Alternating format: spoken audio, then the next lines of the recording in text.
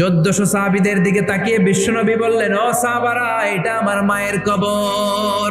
বিশ্বনবী 1400 সাহাবীরে বললেন, জিয়ারত করার সময় কেউ কিন্তু কান্নাকাটি করতে পারবা না। 1400 সাহাবীকে কান্নাকাটি করতে নিষেধ করে বিশ্বনবী যখন নিজের মায়ের কবরের সামনে দাঁড়ালেন, বিশ্বনবী ছোট্ট বাচ্চার মতো হাউমাউ করে কান্না শুরু করে দিলেন।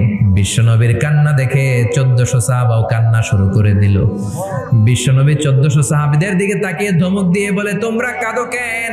সাহাবারা বলে, নবী, আপনাকে আমরা অনেক ভালোবাসি। আপনার চোখ দিয়ে দাঁড় দাঁড় করে পানি নামতে দেখলে আমরা আমাদের দুটি চোখ আর শুকনা রাখতে পারি না। বিশ্বনবী মায়ের আদর পায় নাই, কিন্তু মায়ের কবরের সামনে দাঁড়িয়ে ছোট্ট বাচ্চার মতো কেঁদেছে। মা বাবা আপনার সবচেয়ে বড় পীর, মা বাবা আপনার সবচেয়ে বড় দামি জিনিস। এই পৃথিবীর সব আল্লাহর ওলিগুলা যদি কোরআন খতম করে একটা গ্লাসের পানির মধ্যে ফু দেয়, আর আপনার জনম দুঃখিনী মা যদি শুধু বিসমিল্লাহ পড়ে আরেকটা গ্লাসের পানির মধ্যে ফু দেয়, আল্লাহর কসম আপনার মায়ের দোয়াটা আগে আগে কবুল হয়ে যাবে।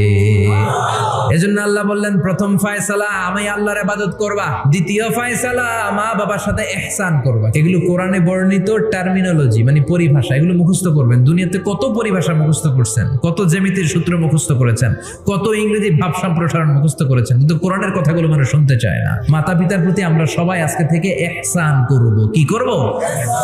আমরা বললাম, আল্লাহ ইহসান কি? ইহসানের ব্যাখ্যা দেন। আল্লাহ বললেন, ইহসানের ব্যাখ্যা কি? শোনো শোনো, মা বাবার বয়স যখন 60 হয় 70 হয়, তখন তাদের কোনো কর্মকাণ্ডের কারণে ছেলে মেয়ে হিসেবে নাক ছিটকানো যাবে না, উফ শব্দটাও করা যাবে না। কার কথা?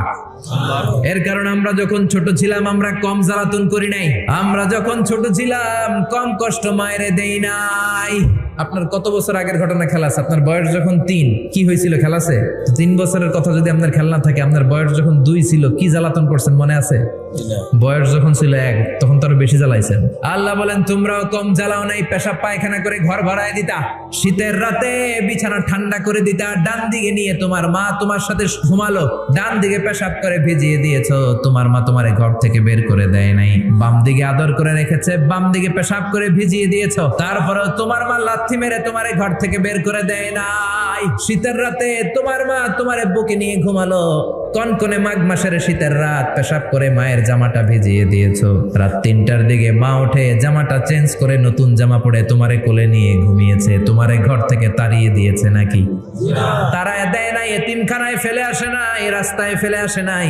যেই মা বাবা তোমাদেরকে এত যত্ন করলো, এত আদর করলো, তাদের বার্ধক্যে কোনো কাজের কারণে নাক ছিটকাবা না, তাদেরকে তোমরা বৃদ্ধাশ্রমে দিয়ে আসবা না। কার কথা? বৃদ্ধাশ্রম বাংলাদেশে আছে না নাই?